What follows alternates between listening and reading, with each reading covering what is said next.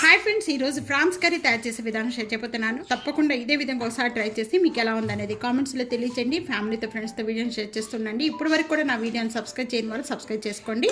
రండి ఇది ఎలా తయారు చేయాలో చూసేద్దాం.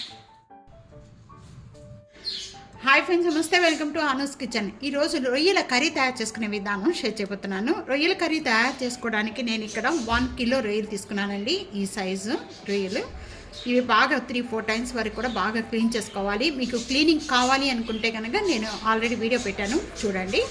4-5 టైమ్స్ వరకు కూడా బాగా క్లీన్ చేసుకున్న రొయ్యల్లో మొత్తం 3 ఆనియన్స్, ఇక్కడ 3 అనేది పచ్చిమిర్చి ఈ విధంగా కట్ చేసుకున్న బిగ్ సైజ్లో కట్ చేసేసుకుందాం. కట్ చేసుకొని కొద్దిగా ఇవి కచ్చిపిచ్చిగా నూరుకోవాలి. వీటితో పాటు పచ్చిమిర్చి కూడా యాడ్ చేసేస్తున్నాను. ఇవి కావాలంటే మిక్సీ జార్లో కూడా వేసుకొని కొద్దిగా కచ్చిపిచ్చిగా చేసుకోండి.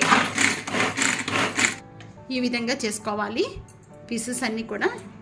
రొయ్యల కర్రీ తయారు చేసుకోవడానికి ఇక్కడ ప్యాన్లో 4 టేబుల్ స్పూన్ ఆయిల్ యాడ్ చేస్తున్నాను. నాన్ వెజిటేరియన్ కొద్దిగా ఆయిల్ ఎక్కువగానే పడుతుందండి. ఆయిల్ కాగిపోయిన వెంటనే ఒక 1/2 టేబుల్ స్పూను జీరా, ఉల్లిపాయ ముక్కలు, ఇక్కడ ఉల్లిపాయ పచ్చిమిర్చి 2 కట్ చేసుకున్నాం కదండి, ఇవన్నీ కూడా యాడ్ చేసుకోవాలి. ఉల్లిపాయ పచ్చి స్మెల్ పోయేంత వరకు కూడా బాగా వేయించుకోవాలి. ఉల్లిపాయ కొద్దిగా కలర్ చేంజ్ అయిపోయిన వెంటనే 1 tablespoon ginger garlic paste add చేస్తున్నాను. జింజర్ గార్లిక్ పేస్ట్ వేసిన వెంటనే బాగా వేగిన తర్వాత మంచి స్మెల్ వచ్చేటప్పుడు 1.5 టేబుల్ స్పూన్ సాల్ట్ యాడ్ చేస్తున్నాను. 1/2 టేబుల్ స్పూను పసుపు, 2 టేబుల్ స్పూను కారం, 1/2 tablespoon jeera powder, 1 tablespoon dhania powder, 1/2 tablespoon garam masala powder. మసాలాలన్నీ కూడా యాడ్ చేసిన వెంటనే ఇదంతా కూడా ఒకసారి బాగా కలుపుకుందండి. 1 మినిట్ వరకు కూడా ఇవన్నీ బాగా వేయించుకోవాలి. ఇవి వేగుతూ ఉండగానే ఇక్కడ ఒక టమాటాతో పాటు ఈ మసాలా అంతా కూడా బాగా సాఫ్ట్గా అయిపోవాలండి. ఇంకా వాటర్ ఏమి యాడ్ చేయొద్దు. లో ఫ్లేమ్లో పెట్టుకొని ఈ మసాలా అంతా కూడా బాగా మగ్గించేసుకోవాలి. గ్రేవీ చిక్కబడుతుంది. అప్పటి వరకు కూడా ఈ విధంగా కలుపుకుంటూ కూడా అంతా బాగా వేయించుకోవాలి. 1 మినిట్ వేగిన వెంటనే కూడా ఒక 1/2 గ్లాస్ వాటర్ యాడ్ చేస్తున్నాను. ఎక్కువగా వాటర్ యాడ్ చేసుకోవద్దు.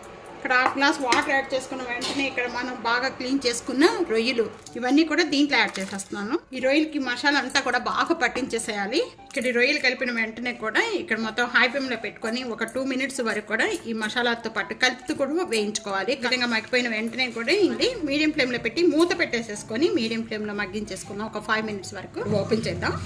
గ్రేవీ అంతా కూడా బాగా చిక్కపడిపోయి ఆయిల్ అంతా సపరేట్ అయిపోయిన వెంటనే ఒకసారి బాగా కలిపేసుకుందాం. ఈ విధంగా గ్రేవీ ఉంటే చాలండి.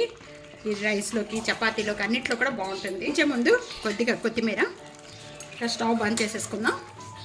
ఈ విధంగా ట్రై చేసి మీకు ఎలా ఉందనేది కామెంట్స్లో తెలియజేయండి. ఫ్యామిలీతో, ఫ్రెండ్స్తో వీడియోని షేర్ చేస్తూ వీడియోని లైక్ చేస్తూ ఉండండి. ఎన్నో రకాల వంటకాల కోసం అనూస్ కిచెన్ సబ్స్క్రైబ్ చేయడం మర్చిపోద్దు. ప్రక్కనే ఉన్న బెల్ ఐకాన్ ప్రెస్ చేయడం అస్సలు మర్చిపోవద్దు. Thank you for watching.